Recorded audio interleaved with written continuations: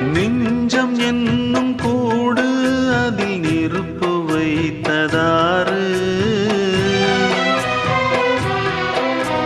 துன்பம் வந்த போதும் அதை துடைப்பதிங்கு யாரு?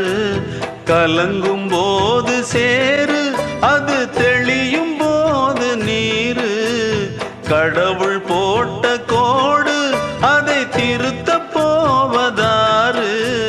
வெந்த புண்ணும் ஆறிடுமா? வேதனை தான் தீர்ந்திடுமா? விண்ணுக்கும் மண்ணுக்கும் சம்பந்தம் உண்டுன்னு சொன்னது யாரு? அது மன்னவன் பேரு.